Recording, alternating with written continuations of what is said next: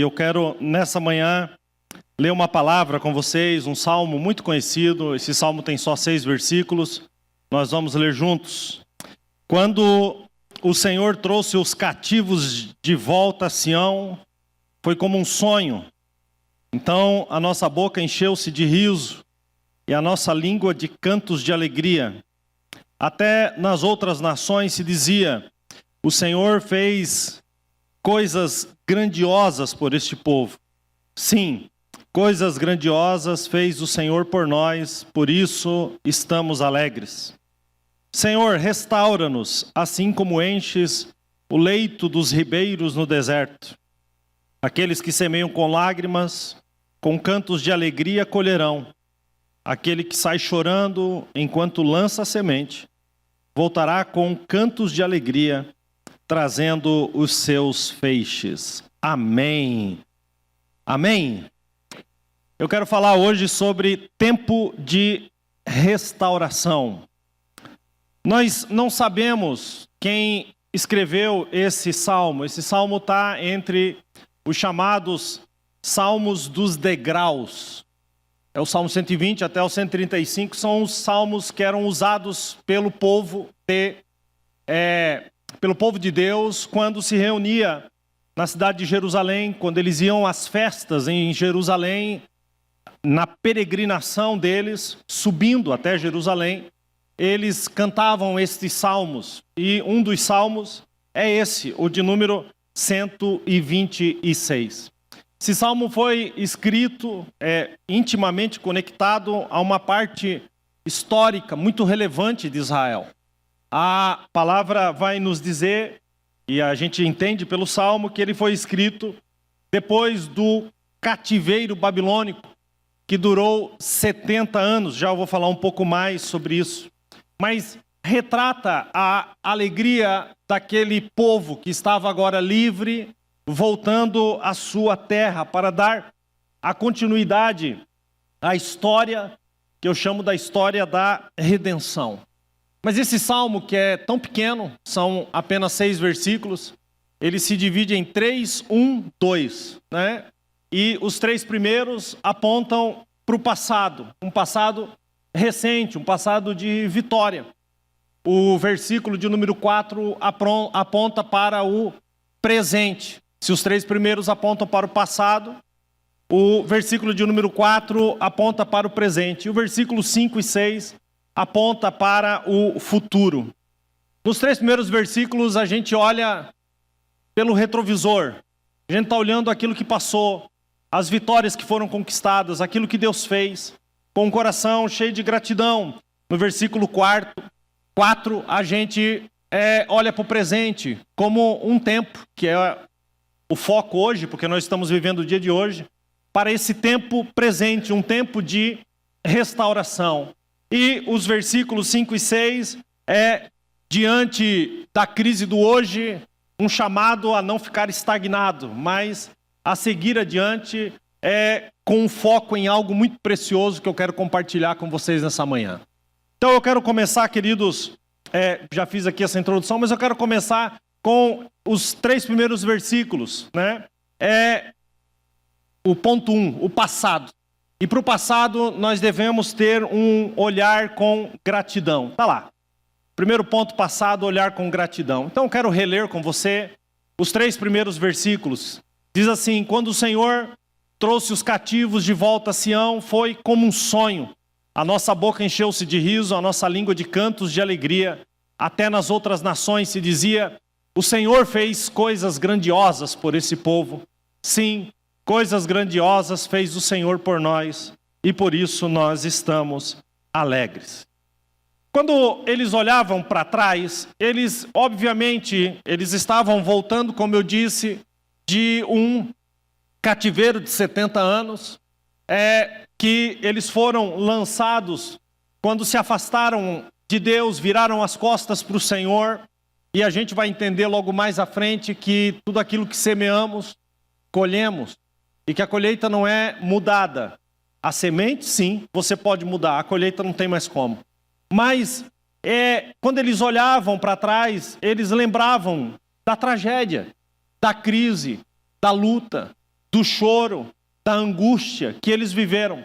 A palavra nos mostra claramente, no ano 606 antes de Cristo, Nabucodonosor, ele cerca Jerusalém, e nessa primeira investida, foram 3 investidas, nessa primeira investida ele leva para a Babilônia os nobres, né? Eles levavam a corte, eles não matavam aqueles que estavam, os nobres da casa, muito pelo contrário, eles levavam para as suas nações, para que lá eles produzissem para a nação que agora eles estavam sendo levados e aprisionados. E nessa primeira leva, nós temos o registro de que Daniel foi junto, e aí nós temos aí o livro de Daniel.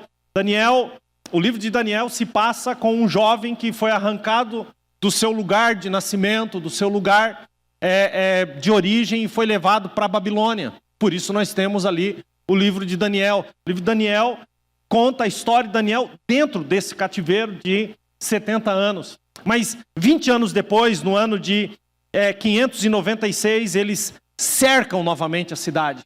Né? Na verdade, 10 anos depois, eles cercam novamente a cidade e eles enfraquecem ainda mais a força daquele povo, levando aquele povo à miséria. E é nessa segunda investida que nós temos o profeta Jeremias profetizando para aquele povo que eles se arrependessem, que eles crescem em Deus. E o que me chama a atenção na profecia de Jeremias é que Jeremias profetizava que o coração deles estava longe de Deus e que estava chegando um juízo. Mas sabe o que eles diziam? Eles não acreditavam, porque eles diziam, não, aqui nós temos o templo, que foi Deus que mandou construir. E com o templo aqui, eles usavam o templo como se fosse um amuleto contra o próprio Deus. É interessante o que a religião é capaz de fazer na cabeça de uma pessoa. Achar que a religião, a religiosidade, acharmos que essas 4 paredes aqui são mais importantes do que você que está sentado aí, do que eu que estou aqui. Queridos, a igreja de Cristo, o povo de Deus é feito de gente, de pessoas, não é feito de tijolos e cimento. E eles duvidaram de que, de fato, aquilo fosse acontecer. Mas aconteceu. 10 anos depois, então, na terceira investida, eles invadem, eles cercam, e aí ali foi uma tragédia total. Aí ali faltou água, faltou comida, a cidade veio abaixo, as portas foram queimadas com fogo, os muros derrubados, o templo foi derrubado, varrido daquele lugar.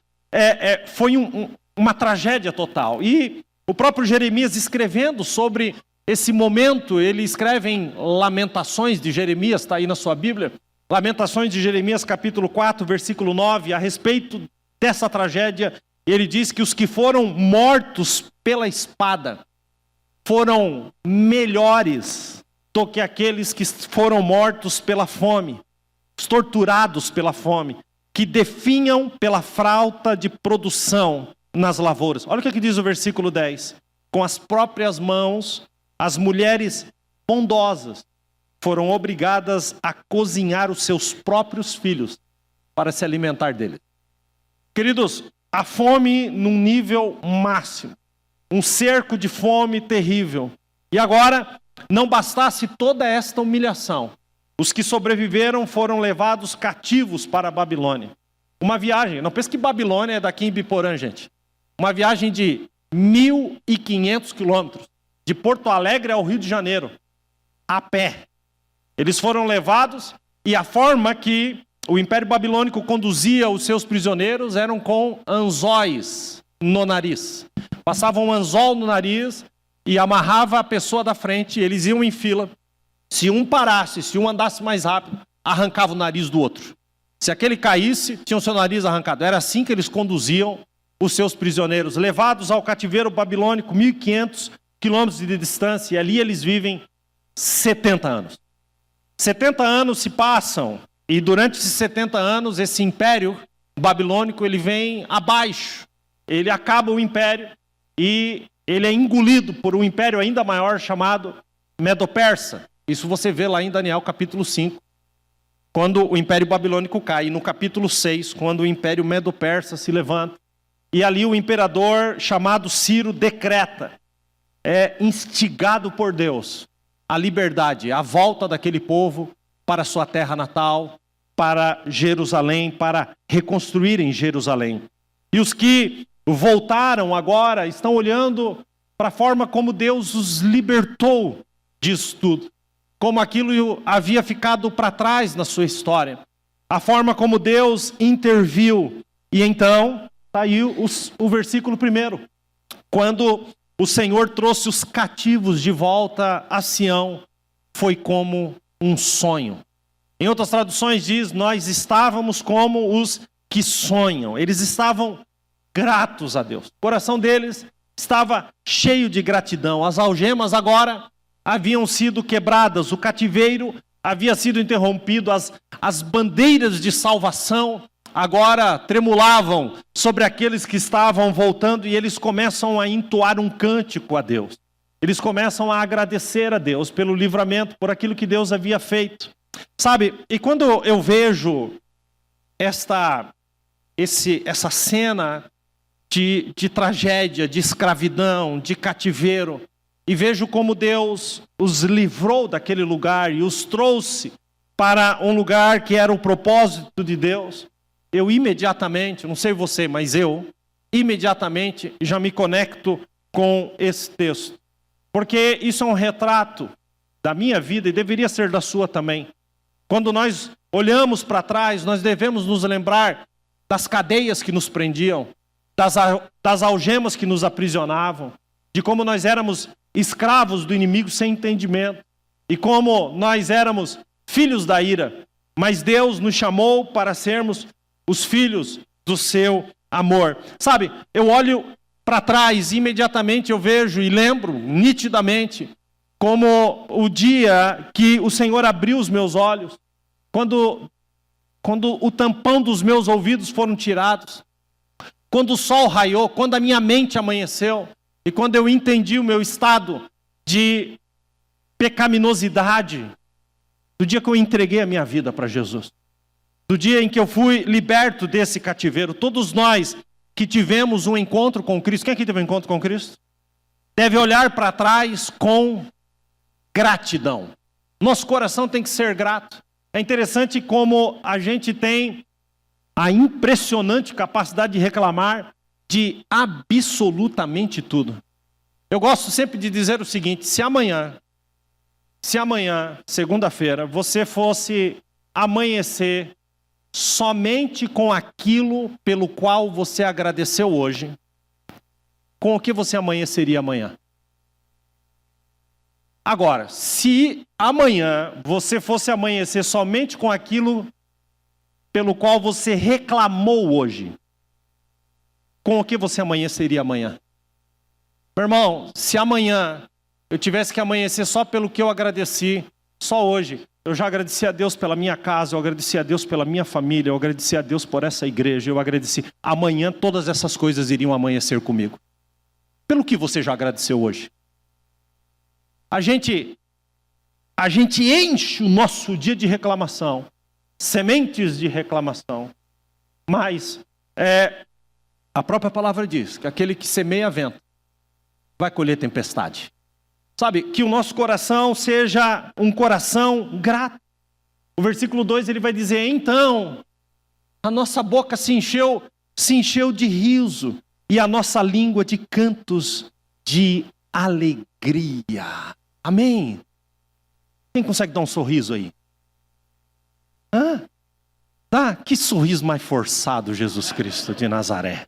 Então olha para quem está perto de você e dá um sorriso. Que coisa linda, viu? Você não tinha nem sorrido hoje ainda. A nossa língua se encheu de canto, de alegria. Sabe, quando a gente tem um encontro com Cristo, a gente é cheio do Espírito Santo. Oh, meu amado irmão, o nosso coração é cheio de gratidão, porque nós somos cheios do Espírito Santo. Olha, se você teve um encontro com Cristo, se você tem o Espírito Santo, se você tem o nome escrito no livro da vida, se você é membro da família de Cristo, você não pode, queridos, apenas olhar a alegria como algo distante, mas você tem que desfrutar desta alegria. Sabe, ele diz As nações diziam, o Senhor fez grandes coisas por nós. Sabe, não dá, gente, para a gente ficar andando por aí, cabisbaixo, triste, abatido, derrotado, pessimista, negativo, como diz um pastor, amigo meu, coisado. Sabe assim, quando você está coisado? Você está coisado, sabe? Quem está entendendo bem? Aquela cara de... Vocês lembram o que eu vou usar? É o ranço. Mas uma cara assim, para ficar bem... Né? Uma cara de coruja com dor de dente. Sabe aquela cara de coruja com dor de dente? Não dá, gente. Sabe, quando a gente olha para trás, o nosso coração é cheio de alegria. Eu gosto muito do Salmo 40, versículo 5, diz assim: muitas são, Senhor, meu Deus, as maravilhas que tem operado para conosco. Os teus pensamentos não podem se contar diante de ti. Se eu os quiser anunciar e deles falar, são mais do que se pode contar. O salmista está dizendo assim: tu já fez tantas coisas para mim que se eu fosse contar, eu não ia parar de contar só bênçãos que tu me deu, só milagres que tu fez. E muitos de nós, entra dia sai dia, semana sai semana, e não somos capazes de contar nada de bom. Não somos capazes de abrir a nossa boca para dar um testemunho daquilo que o Senhor já fez na nossa vida. Nosso coração é sempre insatisfeito, sabe? E a nossa alegria, ela gera testemunho. Olha o que diz o texto. Até nas outras nações se dizia, o Senhor fez grandes coisas por nós. Queridos, as nações estavam olhando para aquele povo e dizendo, meu Deus, mas Deus fez grandes coisas por este povo. As outras nações, as que não conheciam o Senhor, estavam testemunhando do Senhor, por conta daquela alegria contagiante daquele povo que agora estava recebendo algo tão precioso da parte de Deus. Sabe, as pessoas, queridos, que nos cercam, elas são alcançadas por qual tipo de testemunho nosso? Sabe, o que os nossos vizinhos dizem? O que a pessoa lá que trabalha com você diz? Sabe, quando o mundo, os seus parentes, os vizinhos olharem e perceberem em você a alegria, isso só já é um testemunho. Sabe, o primeiro Jesus que as pessoas vão conhecer é o Jesus que fez a obra na minha vida. Eu vou dizer uma coisa que parece uma frase de jargão, mas é uma grande verdade. A primeira Bíblia que as pessoas vão ler será a sua vida. Será a sua vida. Sabe, é gerar uma expectativa nas pessoas que estão ao nosso redor de querer viver aquilo que vivemos. Por isso, querido, Deus não nos chamou para arrastarmos correntes, mas para vivermos uma vida de vitória, em fé, em Cristo Jesus, nosso Senhor. Esse deve ser o nosso testemunho, porque é isso que impacta o mundo. É isso que impacta o mundo, ver o que Deus fez na sua e na minha vida. Quem está entendendo isso, diga amém. Sabe, então deixa eu fazer uma pergunta, assim, aquelas perguntas chatas. Sabe, até que ponto, vou fazer para mim, até que ponto a minha vida está impactando pessoas? Até que ponto a sua vida consegue impactar pessoas, quem está próximo de você? Ou sinceramente, talvez tenha alguém aqui que ninguém aguenta ficar perto de você e você reclama de absolutamente todo mundo. Todo mundo. Eu tinha uma pessoa, muitos anos atrás, ele era um senhor, ele vinha à igreja e ele entrava ali, as pessoas cumprimentavam, ele não cumprimentava ninguém. E ele entrava dentro da igreja, assim, com aquela cara que eu pensava, Senhor, será que é hoje que ele veio para me matar ou vai ser outro dia?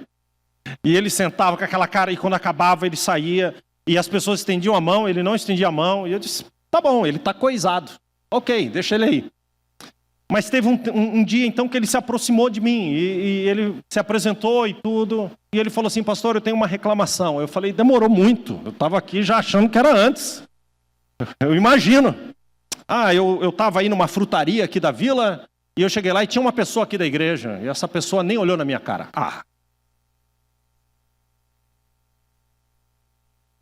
Eu disse para ele, é sério que essa pessoa não olhou? Será Sabe, eu disse para ele, para começar, essa pessoa está completamente errada. Queria até que o senhor me indicasse, eu vou ter uma conversa com essa pessoa.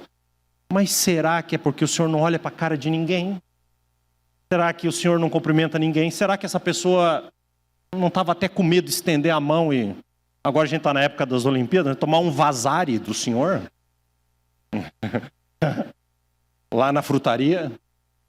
Sabe, a gente cobra nos outros o que muitas vezes a gente não faz. A gente tem uma incrível capacidade de ficar com a cara feia mesmo. De se fechar, não querer papo, não querer se abrir, não querer fazer novas amizades. Queridos, a obra de Deus, ela, antes de mais nada, é um milagre na minha própria história. Por isso eu sou tão feliz. Eu não podia mudar a minha sorte. Eu não poderia perdoar a mim mesmo. Sabe, eu não podia abrir as minhas próprias algemas.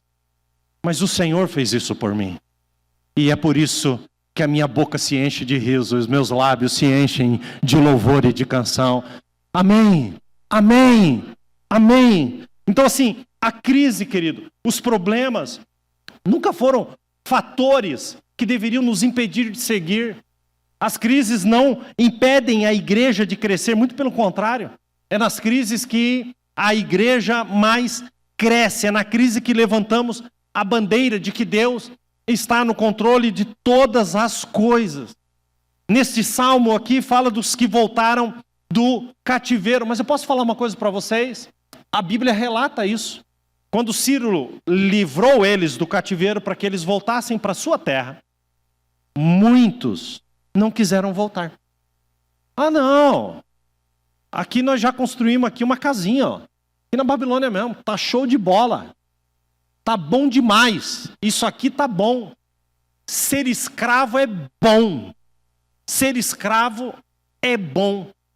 E muitos não voltaram porque achavam que aquilo que tinham já era suficiente e o que Deus tinha para eles não era maior do que aquilo que já tinham. E muitos de nós vivemos uma vida inteira achando que aquilo que temos é suficiente. E não é, querido. Deus tem algo infinitamente maior e melhor para cada um de vocês. Sabe, é um momento de voltar a esse lugar de propósito e seguir aquilo que Deus tem. Sabe, quem é você? Você é aquele que com alegria transmite aquilo que está dentro de você? As pessoas te conhecem de que forma? Sabe, quando você olha para trás, para a sua história, você consegue identificar o Senhor na sua história? Sabe, porque quando eu olho para trás, na minha história, mesmo quando eu estava longe de Deus, eu consigo identificar, Deus estava lá. Ah, se não fosse o Senhor. Se não fosse o Senhor me guardar, se não fosse o Senhor me livrar, se não fosse o Senhor cuidar de mim em todos os momentos. Sabe, quantos livramentos. Quantos aqui já tiveram um livramento de morte e você dizer, foi Deus que me livrou? Levante a sua mão. Então dê um glória a Deus nessa manhã. Agora eu preciso lhe dizer que você teve 2, 3, talvez 10 vezes mais livramentos do que você tem enxergado. Mas Deus te livrou e você nem sabe. Deus nos livra. Amém? Eu sempre pedia, Senhor, tem misericórdia da minha vida. Quando eu era adolescente, eu estava meio rebeldão, né? Estava meio rebeldão. A minha família é uma família grande, nós somos de 5 irmãos. Eu sei que tem gente aqui que é, né, de família de muito mais do que isso, mas a família da minha mãe era a casa das 7 mulheres, né? 7 irmãs, então tinha várias tias e aqueles tios e tudo. E não sei, era uma coisa de doido. Toda semana uma tia minha sonhava comigo e dizia, olha, eu tive um sonho com você, um Corsa vermelho te atropelava. Era só sonho assim. Eu dizia, gente, aí eu saía na rua e se passasse um Corsa vermelho eu me jogava atrás do muro. Esse não me pega. A grande realidade é que eu descobri desde cedo que o inimigo não brinca de ser inimigo, que o diabo não brinca de ser diabo. Ele está aí para matar, roubar e destruir. Mas nós temos um Deus que nos livra de todas as setas do inferno, e é por isso que nós estamos em pé. Louvado seja Deus. Vamos só na primeira linha ali. Só na primeira linha. Passado. Vamos juntos? Passado. Olhar. Diga para quem está perto, agradeço. Presente. Olhar com sinceridade. Salmo 126, 4. Senhor, restaura-nos, assim como enches o leito dos ribeiros do deserto. Agora eles chegam em Jerusalém, e Jerusalém está debaixo dos escombros.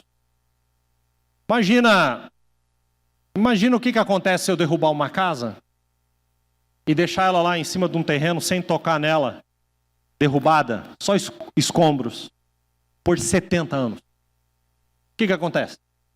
Vai crescer mato, vai virar uma floresta em cima daquele negócio. Quando eles chegaram, Jerusalém estava debaixo dos escombros. E eles falaram, quer saber de uma coisa? Vamos cada um pegar um terreninho aí, limpar, e o resto é resto. Deixa como está. Eles decidiram não erguer os muros da cidade, eles decidiram não reerguer o templo, eles decidiram deixar daquele jeito. E então, queridos, Deus começa a levantar profetas, porque além deles não terem um interesse naquilo, os inimigos não tinham interesse que aquilo fosse reconstruído. Então Deus começa a levantar pessoas e profetas, a profetizar para eles, que eles deveriam se voltar para o que realmente importava. E aí Deus manda, vocês, lendo o Velho Testamento, você identifica isso, né? Ali no contexto de Esdras, a reconstrução do templo, no contexto de Neemias, a reconstrução dos muros, e como Deus foi levantando pessoas para reconstruir. Sabe, os sacerdotes, eles largaram a construção, foram trabalhar cada um atrás do seu próprio, da sua própria necessidade. Sabe, meus queridos, todos nós aqui, todos que estão aqui, trabalham, correm atrás dos seus próprios interesses. E vocês estão certíssimos disso, tem que fazer isso mesmo. Amanhã é segunda-feira, levante e corra atrás, vá trabalhar.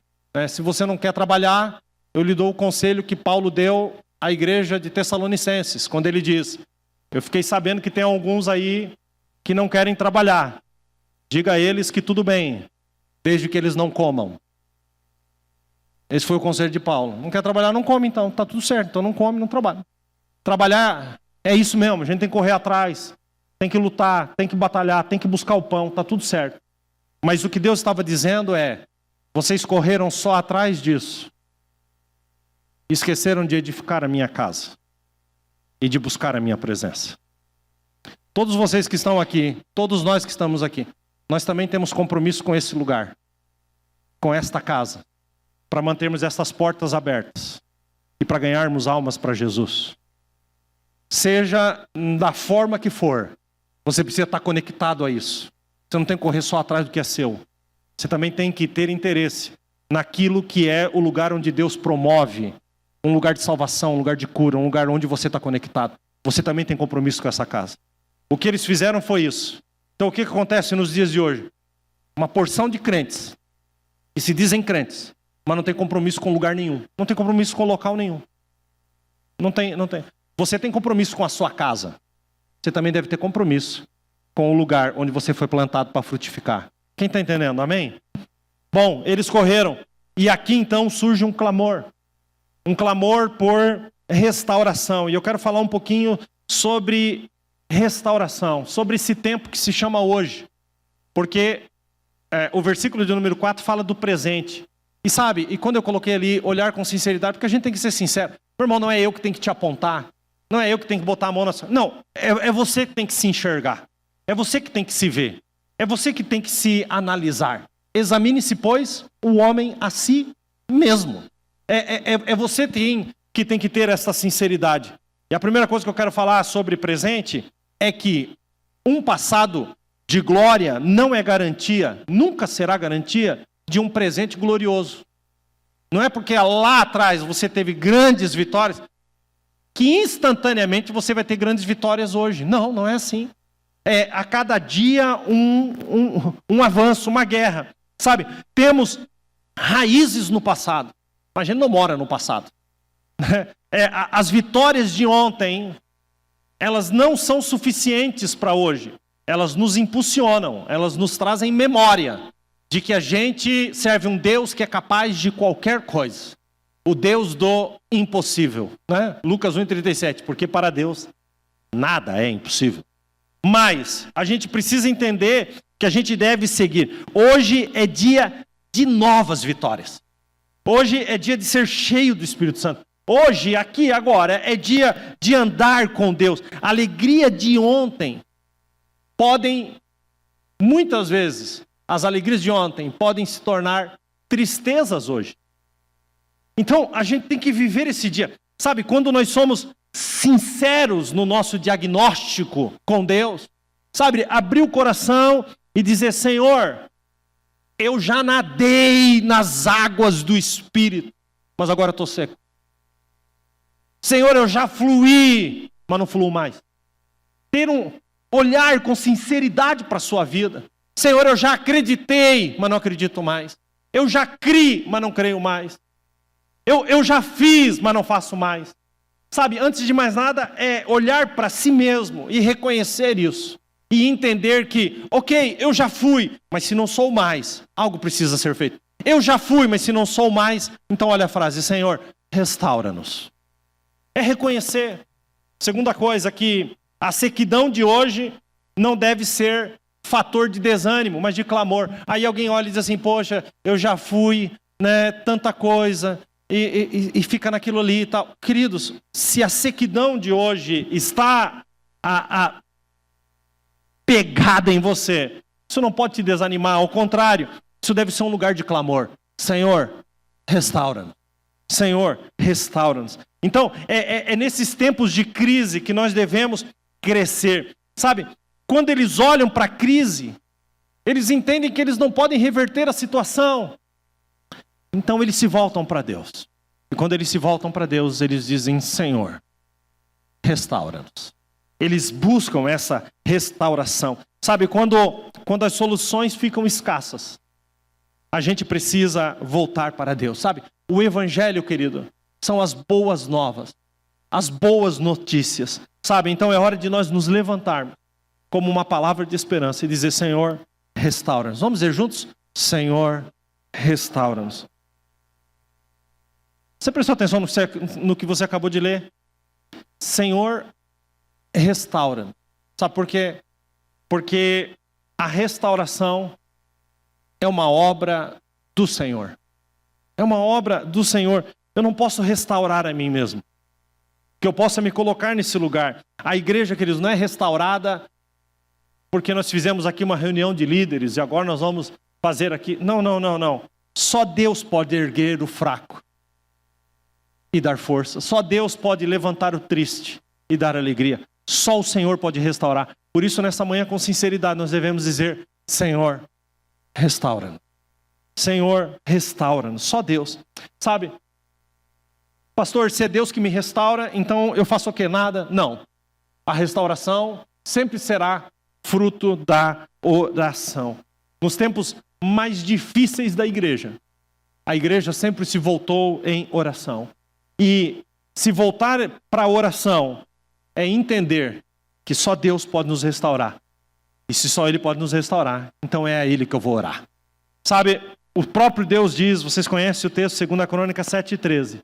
Deus diz assim: se eu fechar os céus e não houver chuva, se eu ordenar que os gafanhotos consumam a terra, ou se a peste entrar no meio do povo, Ele diz assim: e se o meu povo, que se chama pelo meu nome, se humilhar e orar. Vamos juntos? Se humilhar e orar. E buscar a minha face. E se converter dos seus maus caminhos. Então, diz o Senhor, eu os ouvirei do céu. Perdoarei os seus pecados. E sararei a sua terra. Senhor, restaura. Finalmente, a restauração é um milagre de Deus. Senhor, restaura-nos, assim como enches o leito dos ribeiros no deserto. O Negueb é o maior deserto da Judéia. E é um deserto de montanhas e de vales secos. E existem leitos secos de rio. Quando você atravessa o território de Israel, do sul para o norte, então você entra ali pelos desertos da Judéia, onde tem o Mar Morto. E quando você vai subindo, você olha no deserto, você vê o desenho de um rio, mas não tem água. Não tem água. É deserto, é sequidão. Mas, quando vem as chuvas, e as chuvas descem sobre a terra na época de chuvas, já começa lá no extremo norte, quando no pico dos montes, né, no pico do Monte Hermon, que congela, quando aquele gelo derrete, ele entra dentro das fissuras do Monte Hermon, e aquela água some, e ela vem por baixo da terra, pelos lençóis, e ela explode lá em Cesareia de Filipe. Ela sai debaixo das rochas, água jorrando e trazendo vida. E aí, quando aquilo se junta com as chuvas, então nós temos um fenômeno maravilhoso, que as águas descem com toda a força, e elas tomam aqueles leitos secos de rio, elas tomam aqueles leitos, trazendo aquela água, e junto com aquela água traz vida. E aí se torna um deserto florido. É da onde nós temos o lírio dos vales, a rosa de Saron, que é fruto desse fenômeno maravilhoso. O que ele está pedindo aqui? Ele está dizendo: Senhor, restaura-nos, assim como enche o leito dos desertos no rio. Eu estou tão seco, tão seco, tão seco. Estou tão amargurado. Eu já fui tão magoado, eu já fui tão entristecido. Eu estou fechada. Mas uma oração sincera: Senhor, restaura-nos. As águas do Espírito, fazendo uma aplicação espiritual, as águas do Espírito entram na mais árida terra, no mais seco coração, trazendo vida, trazendo flores, trazendo o bom perfume de Cristo novamente. Ah, Senhor, restaura-nos, restaura-nos. Assim como tu faz na natureza, eles estão pedindo, faz também na nossa vida. Restaura a minha vida, trazendo a tua vida para a minha vida. Isso é maravilhoso. Sabe, eu quero ir para o 3 aqui, mas eu preciso só terminar falando isso. Olhe com sinceridade para a sua vida. Olhe com sinceridade. Sabe, faça uma reflexão sincera a respeito de como você está. Sabe, e uma reflexão sincera gera uma oração sincera. E quem sabe nessa manhã possa sair dos seus lábios uma sincera oração. Senhor, restaura-me. Senhor, restaura-me. Queridos, o nome dessa igreja é baseado e fundamentado nessa realidade. Uma realidade de que Deus pode restaurar a qualquer um que se levante a sua mão e com um coração sincero diga: Senhor, restaura-me. Quem entendeu, diga amém. Bom, eu falei do passado, eu falei do presente, olhar com sinceridade. Eu quero falar então do futuro. Investir e trabalhar. Vamos ver juntos? Futuro. Investir. Então está aí o versículo 5 e 6. Aqueles que semeiam com lágrimas, com cantos de alegria colherão. E depois diz, aquele que sai chorando enquanto lança semente, voltará com cantos de alegria, trazendo os seus feixes. Aqui nós temos um princípio muito simples. Não tem colheita onde não tem semeadura. E a semeadura com lágrimas gera colheita de alegria.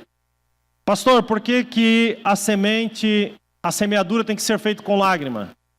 Porque a semente, ela nasce com água. E aqui ele faz uma conexão linda. Ele diz, plante a semente e regue ela com as tuas próprias lágrimas. Aquele que semeia com lágrimas. E as lágrimas são fruto de sacrifício. E eu vou dizer uma coisa para vocês: toda semeadura precisa ser gerada no campo do sacrifício. É o que Davi entendeu.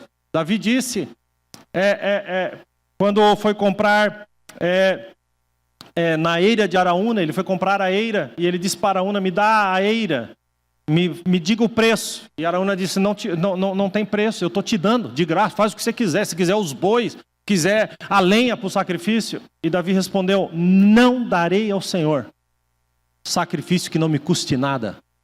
Esse é o sentimento. Então, toda semente, ela é gerada no sacrifício. E a semeadura aqui, se você acha que eu vou aqui para coisas materiais, se enganou. Porque a semeadura aqui aponta diretamente para o Evangelho. Fala de Jesus. Sabe o que esse texto está falando? Chore por alguém. Chore por alguém. A única mensagem de esperança para o mundo, queridos, é o Evangelho. E essa deve ser a nossa principal semeadura. Sabe, quando a gente fala de semeadura em igreja, imediatamente, quem já frequentou uma igreja há mais de um mês, sabe que quando fala de semeadura, está falando do quê? Pode falar. Pode falar. Ninguém quer falar? Estão com medo? Ofertas. É isso ou não é? Queridos, isso está num outro campo, que é o campo que eu acabei de dizer, da sua responsabilidade com esta casa. Ponto. Mas eu preciso lhe dizer, e também não digo que está errado usar essa expressão, mas eu preciso lhe dizer que não é só isso. É muito mais do que isso.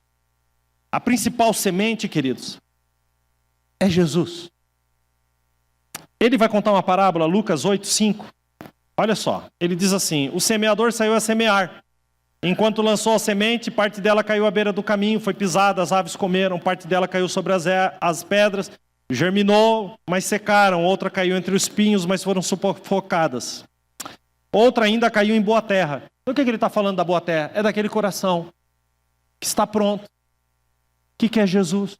Eu espero que enquanto esteja pregando aqui, o teu coração seja uma boa terra nessa manhã. Ele caiu sobre uma boa terra, então cresceu e deu uma boa colheita. E olha essa matemática: 100 por 1. Uma semente gerou 100. Olha essa matemática.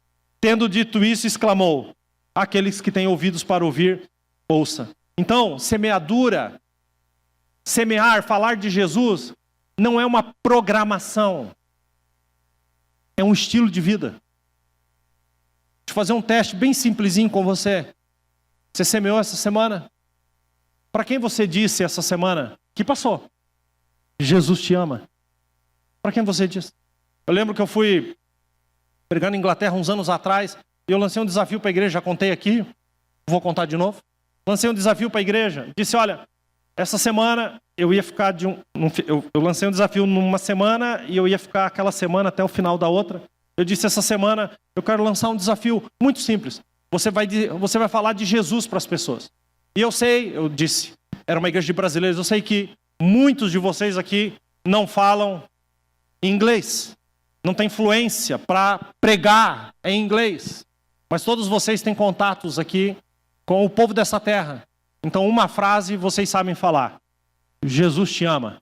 Diga isso em inglês, para quem você encontrar, seja para o seu patrão, para a sua patroa, para quem quer que seja. E eles tomaram aquilo como desafio. Só uma frase: Jesus te ama. Durante aquela semana, foram tantos testemunhos. Teve uma senhora que chegou em mim e disse: pastor, eu disse para minha patroa, eu limpo a casa dela, eu trabalho algumas horas, a gente não se fala porque eu não entendo o que ela fala e ela não entende o que eu falo. Então não é assim, não é que eu não entendo o que ela fala, porque ela também não entende o que eu falo. Eu disse: ok. E ela disse que ela chegou na casa e quando a patroa estava sentada na mesa tomando café, ela disse: bom dia, Jesus te ama. Ela disse: eu não sabia falar mais nada. E ela disse que aquela mulher começou a chorar na mesa copiosamente. E ela começou a contar o que estava vivendo. E aquela senhora não entendeu nada. Nada. Quando ela terminou de falar, ela disse, ela fez menção de um abraço e deu um abraço. E a única coisa que ela dizia era, Jesus te ama. E ela disse que o corpo daquela mulher tremia. E aquela mulher chorava em alta voz. E ela só sabia dizer isso. Jesus te ama. Jesus te ama. Jesus te ama. Vamos dizer juntos? 1, 2, 3? Dá uma olhada aí. Quem caiu morto aí? Ah, não morre. Se falar, não morre. Oh, já descobrimos algo. Se você falar Jesus te ama para alguém, você não vai morrer. Você não vai morrer. Mas você vai matar o plano do diabo na vida daquela pessoa. Sabe, um coração que semeia. Aquele que sai chorando enquanto lança a semente. Chorando, chorando. Chorando lançando a semente. Olha a promessa. Voltará com cantos de alegria, trazendo os seus feixes. Tem uma outra tradução que diz, aquele que leva a preciosa semente, andando e chorando. Sabe, andar, você anda. Você anda para tudo quanto é lado, você se movimenta. O que você não faz é chorar, é compartilhar, é lançar a semente. Sabe, eu posso lançar um desafio para você aqui.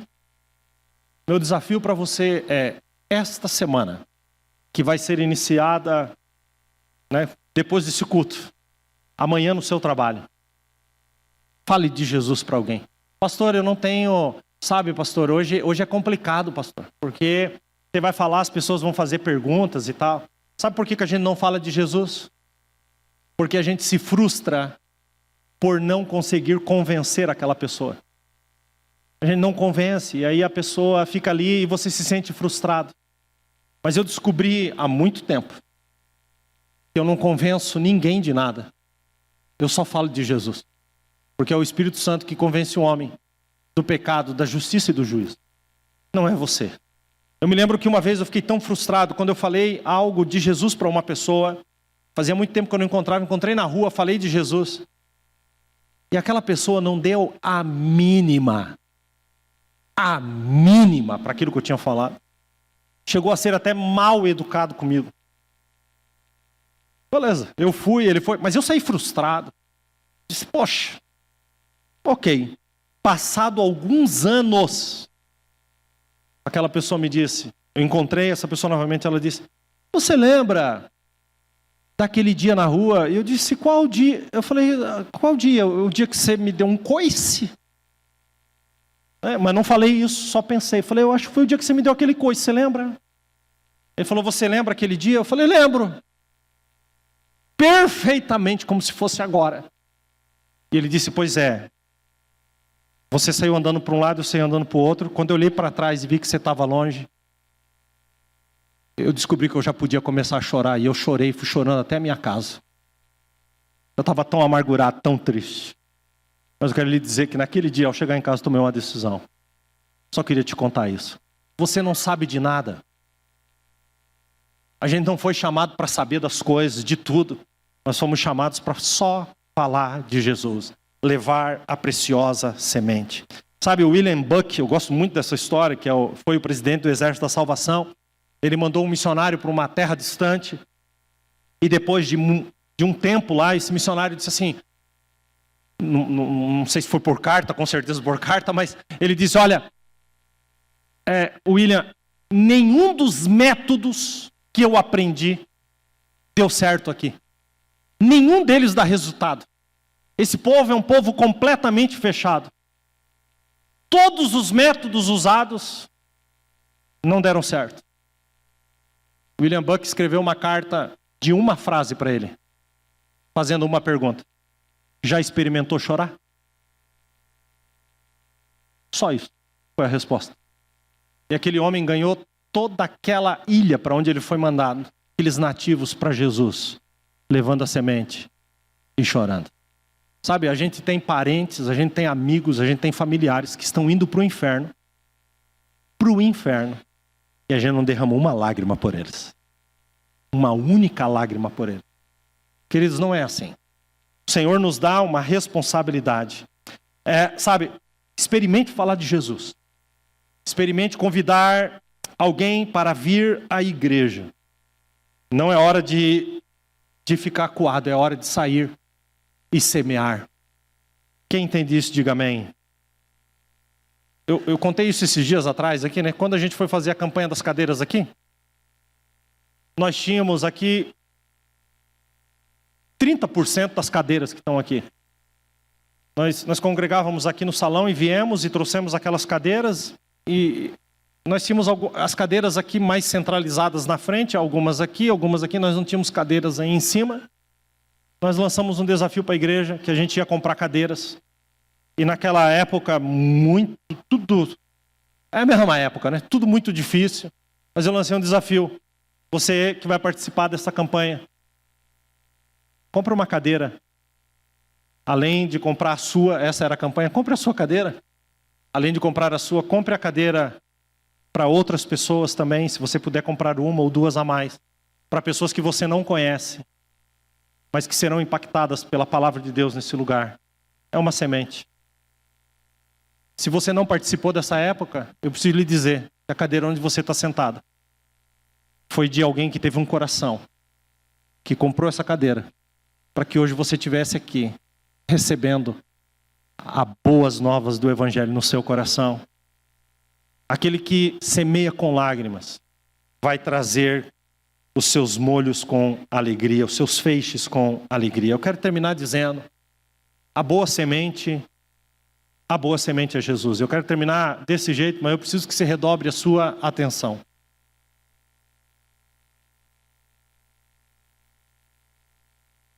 Jesus é essa semente.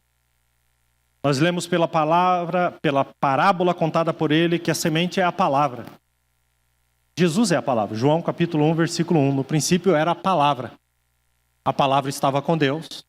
A palavra era Deus. João capítulo 1, versículo 14, nos arremete para a mesma coisa. A palavra se fez carne e habitou entre nós. E vimos a sua glória como a glória do unigênito do Pai, cheio de graça e de verdade. Essa é a melhor definição de palavra. Graça e verdade. Ora, a gente sabe que a palavra não é um livro. A palavra é uma pessoa. A palavra não é apenas a Bíblia que você carrega fora de você, mas o Cristo que você carrega dentro de você. Esse é o poder da palavra. Quem entendeu? Por isso que Paulo escrevendo diz: vivo não mais eu, mas Cristo vive em mim. É quando a palavra se torna vida. E essa palavra, que entendemos aqui ser o Senhor, foi levada como uma semente no ventre de Maria. Sabe, Jesus nasceu em Belém, próximo a Jerusalém, quando eles subiram para uma das festas de peregrinação. Você sabe o que é viajar de Nazaré até Jerusalém, grávida de 9 meses, em cima de um lombo de jumento? Você consegue imaginar o que é isso? Ela tinha Jesus em seu ventre. E ela levou. Na peregrinação de Maria e de José até uma das festas de Jerusalém, onde Jesus acaba nascendo, ali em Belém, que é uma do lado da outra, ela estava levando a semente. Ela levou a semente. 12 anos depois, a história nos conta que agora a semente já tinha crescido, estava com 12 anos. E a semente sentou e combateu com os doutores da lei, a ponto de Maria se perder, junto com José de Jesus, e eles encontrarem ele no templo, debatendo com os doutores. Mas 18 anos depois, não era mais uma semente. Era aquilo que o profeta Isaías chama de carvalho de justiça. Jesus estava pronto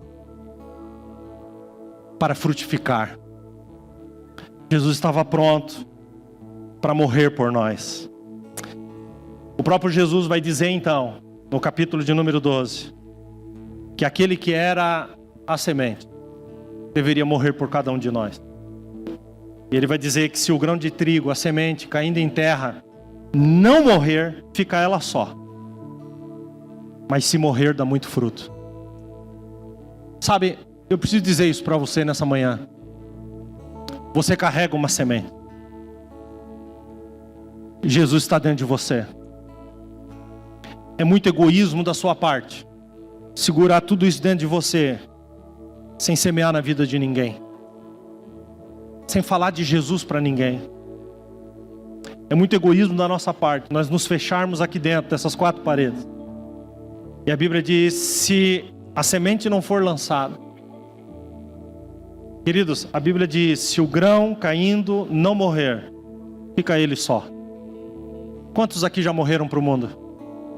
Se você morreu para o mundo, meu irmão, você não pode ser só. Quem veio a partir de você? Quem ouviu a palavra a partir de você?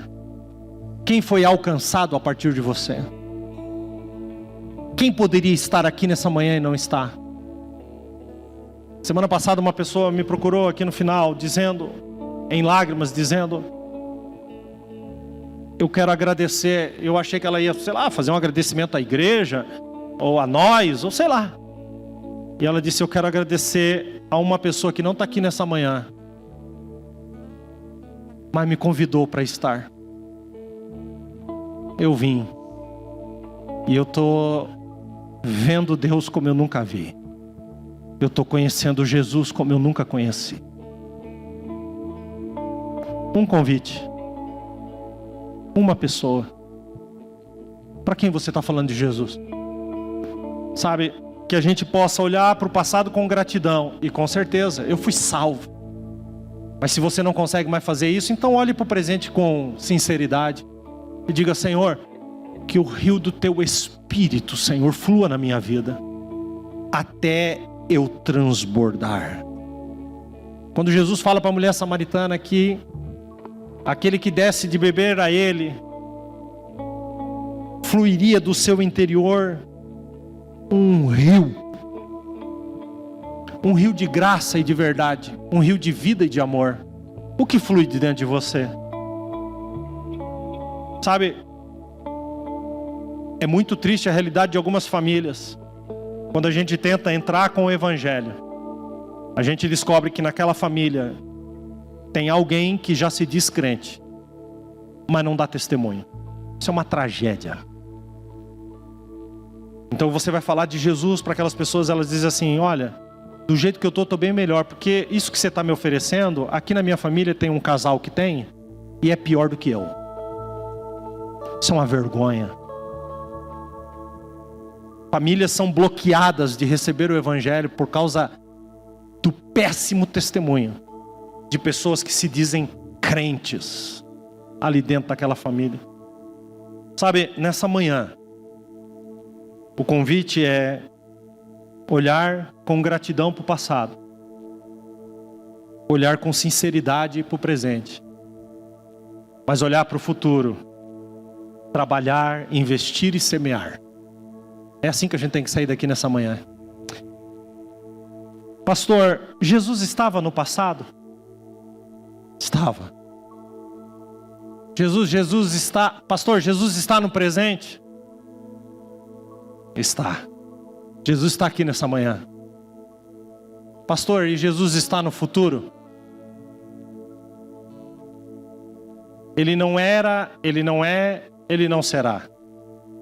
Hebreus 13:8. Jesus é ontem, é hoje, é amanhã. Não existe conjugação verbal, porque Ele é imutável, inabalável. Ele permanece o mesmo. Imutável, inabalável. Então, o Jesus que é no meu passado, é no meu presente, e Ele já é no meu futuro. Já é. Ele já é. Ele já é. Um dia, Billy Graham questionado por um homem, e ele diz: olha, Billy Graham, eu venho denunciar aqui um homem que eu vi enchendo a cara, bebendo todas. E o Billy Graham respondeu para ele: você é cheio do Espírito Santo? Eu não estava esperando.